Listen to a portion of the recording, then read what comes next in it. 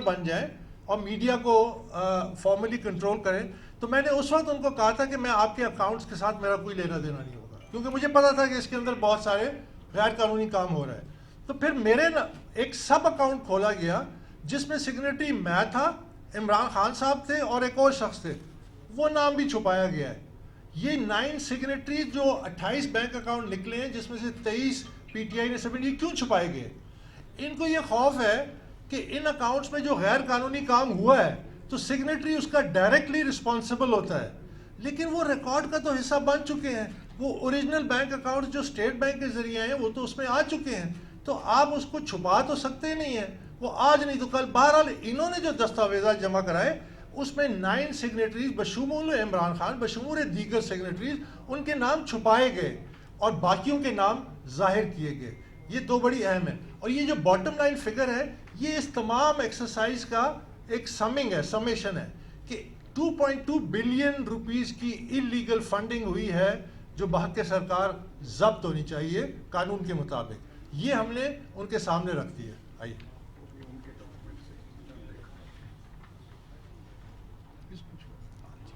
تو یہ بیسیکلی ایک سمیشن تھی سارے فائنڈنگز کی.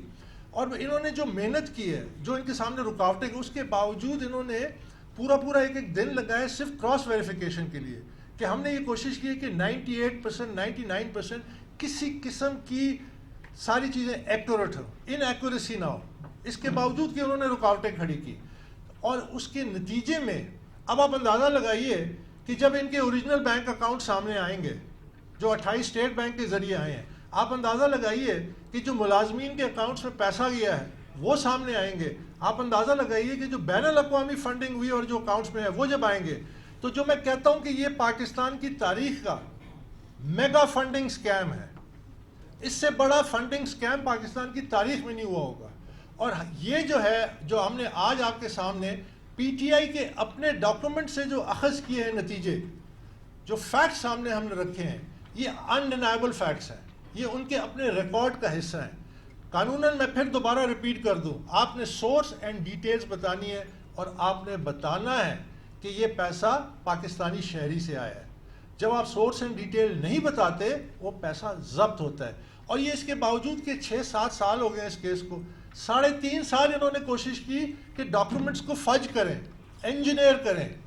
لیکن اس میں بڑی دلچسپ بات یہ ہے کہ جب آپ ایک اتنی بڑی ایمپائر فنڈنگ کی بناتے ہیں تو اور تمام تفصیلات آپ چھپا سکتے ہی نہیں ہیں. اور یہ جو بھی میں بات کہنے جا رہا ہوں یہ میں عمران خان یا پی ٹی آئی کے حوالے سے نہیں کہہ رہا. دنیا کی تاریخ میں سب سے بڑا جو گینگسٹر تھا, فراڈسٹر تھا اور جو مافیا تھا, اس کو الکپون کو امریکی سرکار نہیں پکڑ سکتی تھی. لیکن جب ان کو انکم ٹیکس ریٹرنز اس کے لیے اور بینک سٹیٹمنٹ سامنے لائی گئی تو وہ پکڑا گیا. اور یہ میں عمران خان اور پی ٹی آئی کے حوالے سے نہیں کہہ رہا, میں اس فیکٹ کے حوالے سے کہہ رہا ہوں کہ جب آپ بینک سٹیٹمنٹس اور فائنینشیل ریکارڈز لاتے ہیں اور جب اتنی بڑی ایک سکیم ہو جس کا نہ سر ہے نہ پیر ہے, تو آپ جتنی مرضی چھپانے کی کوشش کریں آپ چھپا سکتے نہیں ہیں. جس طرح انہوں نے کہا کہ ایک اکاؤنٹ تھا اس میں روپی لکھی ہوئی تھی, اماؤنٹ تھی کوئی 127 ملین, لیکن اس اکاؤنٹ کے پیچھے انٹری میں لکھا تھا 1.3 million dollars converted into Pakistan rupees. تو بینک میں وہ ریکارڈ آ گیا کہ 1.3 ملین ڈالر آئے تھے, وہ روپے نہیں آئے تھے, اس کا کوئی سورس اینڈ ڈیٹیل نہیں ہے. تو آپ نے وہ ایویڈنس لے لیا. اس طرح یہ تمام ایویڈنس جمع کیا گیا بڑی باریک اور بینی سے. تو یہ سارا جو ریکارڈ ہے یہ ہم نے الیکشن کمیشن کے سامنے آج رکھ دیا ہے. یہ ریکارڈ انشاءاللہ ہم سپریم کورٹ میں جمع کرائیں گے, کیونکہ سپریم کورٹ میں عمران خان نے ایک کیس کیا ہوا ہے میرے خلاف کہ میری ممبرشپ کو ابھی بھی چیلنج کیا ہوا ہے, اور ساتھ ہی ساتھ انہوں نے الیکشن کمیشن کی جورسڈکشن کو چیلنج کیا کہ وہ ممبرشپ پہ کیوں فیصلہ دیتی ہے. تو وہاں پہ اس کیس کا تمام ریکارڈ ہے. ہم یہ جو فائنڈنگز ہیں یہ رپورٹ ہم سپریم کورٹ میں بھی جمع کریں گے. اس کے لیے ہم جواب دیں, ہم ایک انٹری کے لیے جواب دیں. یہ فیکٹس ہیں. اور اب میں سمجھتا ہوں کہ ان فیکٹس کو آنے کے بعد, اور یہ بڑی مختصر میں بات کرتا ہوں کہ ان فیکٹس کے آنے کے بعد مورلی پاکستان تحریک انصاف کے چیئرمین اور وزیر اعظم میرے نزدیک وہ اختیار نہیں رکھتے کہ وہ اس عہدے پہ قائم رہے, کیونکہ یہ इनकॉन्ट्रोवर्टिबल एविडेंस है कि इनकी सरपरस्ती में ये पार्टी के चेयरमैन थे, doctor Arif Alvi secretary general थे, इन्होंने गैर कानूनी फंडिंग मुलाजमीन के अकाउंट्स की इजाज़त दी और तफसीलात अभी तक मुहैया नहीं की। और जो ये तमाम गैर कानूनी काम हुआ, जिस तरह पीछे आपको एक सर्टिफिकेट दिखाया था, उसमें पार्टी चेयरमैन साइन करता है वो जो बैंक अकाउंट्स के नंबर्स हैं कि जी हमारे 2 बैंक अकाउंट हैं, और निकले कितने 16 इसमें से खुफिया अकाउंट्स निकले, 2 ब्रांचेज उन्होंने जाहिर की, उस पर इमरान खान के दस्तखत हैं कि हम सर्टिफाई करते हैं। तो ये डायरेक्टली ये साबित होता है कि गलत इन्फॉर्मेशन दी गई इलेक्शन कमीशन को, और ये एक बहुत बड़ा गैर कानूनी फेल है और इसके बड़े इम्प्लीकेशंस होते हैं। तो इसलिए मैं समझता हूँ कि अब इस रिपोर्ट की प्रेजेंटेशन के बाद मेरे ख्याल में कोई मॉरल उनके पास अथॉरिटी नहीं है कि वो वज़ीर आज़म रहें और इसकी मुकम्मल तहकीकात हो। ये पहली किस्त है, ये बाकी जो तमाम मामलात हैं वो भी हो, क्योंकि पाकिस्तानी अवाम को सच पता चलना चाहिए कि जो बड़े बड़े दावे करते हैं, जो बड़े बड़े सच्चाई के दावे हैं, जो सच्चाई के मर्चेंट्स बने हुए हैं, जो दूसरों का एहतसाब करने निकले हैं, वो अपना एहतसाब नहीं कर सकते, वो अपनी हकीकत सामने नहीं ला सकते।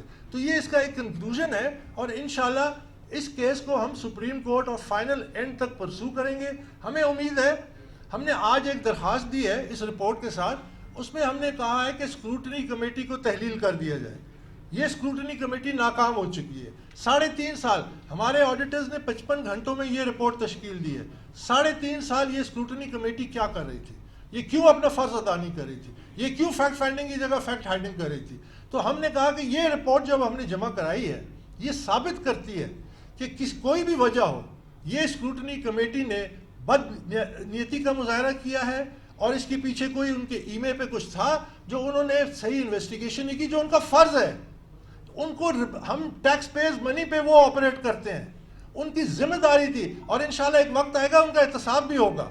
तो हमने ये मुतालबा किया है कि स्क्रूटनी कमेटी को अब तहलील करें, अब जब ये रिपोर्ट सामने आ गई है, और इलेक्शन कमीशन ऑफ पाकिस्तान इस केस को रोज़ाना की बुनियाद पे जल्द अज जल्द सुन के सबूतों की बुनियाद पे फैसला दे। बहुत बहुत शुक्रिया, और अगर किसी के जहन में कोई क्वेश्चंस हैं, कोई सवालात हैं तो मैं हाजिर हूँ। बाबर साहब, ये जो रिपोर्ट आपने अभी बताई है, इसकी ब्रीफिंग अभी हमें दी है, आप कह रहे हैं इसके बाद पीएम साहब मुस्तफी हो जाए, इलेक्शन कमीशन खुद हेयरिंग करे, स्क्रूटनी कमेटी भी तहलील हो जाए, इसकी कानूनी हैसियत क्या है? ये तो एक फ्री की जानिब से जमा कराई गई है, इस पे तो असल जो फैक्ट्स हैं वो तो इलेक्शन कमीशन की स्क्रूटनी कमेटी ने निकालना है।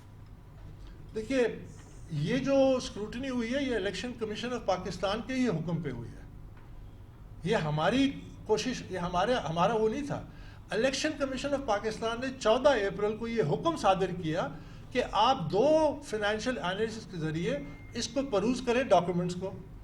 हमने वो डॉक्यूमेंट्स को परूज किया और अपनी फाइंडिंग्स जो हैं, जो ऑडिटर साहिबान ने अपने दस्तखतों से और हर सफ़े पे दस्तखत किया है, ये फाइंडिंग्स निकली हैं। इसका फैसला ultimately election commission of Pakistan नहीं करना है, लेकिन ये जो फैक्ट्स हैं ये इतने इनकॉन्ट्रोवर्टिबल हैं कि इमरान खान खुद कहते थे कि जब आपके ऊपर इतने संगीन इल्ज़ामात लगते हैं तो आप वो ओहदे से अलग हो जाएं और उसके बाद उसका फैसला होने दें। ये मैं उन्हीं का असूल आपके सामने दोहरा रहा हूँ। तो इसलिए, और ये फैक्ट्स जो है ये हमने कहा ना कि अगर हमें इसमें ज़रा भी शक होता तो हम ये सुप्रीम कोर्ट में ना जमा कराएंगे, हम ये सुप्रीम कोर्ट में जमा कराएंगे और इस रिपोर्ट के लिए जवाबदेह होंगे। तो ये फैक्ट्स हैं। अब इलेक्शन कमीशन को, जिस तरह मैंने कहा, ये उनकी जिम्मेदारी है कि वो जल्द अज जल्द इस पे फैसला दें और हेयरिंग करें, फैसला दें। स्क्रूटनी कमेटी का काम अब खत्म हो गया। अच्छा सर, एक तरफ से तो आप फरमा रहे हैं कि स्क्रूटनी कमेटी ने आपको प्रॉपर एक्सेस जो देनी चाहिए पेपर वो नहीं दी, और दूसरा ये जो पेपर आपने डॉक्यूमेंट्स ये भी तैयार किए हैं, ये इसमें किस हद तक आपके साथ ताउन, ये किधर से आपने ये चीज़ें दी हैं, और दूसरा आप समझते हैं कि मुस्तकबिल करीब में सुप्रीम कोर्ट में जाने का आपके पास बेहतर वक्त है? अभी तक आपने सुप्रीम कोर्ट से रब्ता नहीं किया, तो आप आने वाले मुस्तकबिल में आप समझते हैं कि आपका जाना सुप्रीम कोर्ट में बेहतर रहेगा? सुप्रीम कोर्ट में तो इमरान खान साहब खुद गए हुए हैं मेरे खिलाफ, तो हम ये रिकॉर्ड उसी केस का हिस्सा बनाएंगे ताकि ये उनके रिकॉर्ड में आ जाए। जहाँ तक स्क्रूटनी कमेटी का ताल्लुक है कि एक तरफ उन्होंने छुपाया, देखिए जब स्क्रूटनी कमेटी ने ये छुपाया 3.5 साल बाद, तो हमने अपील किया इलेक्शन कमीशन में।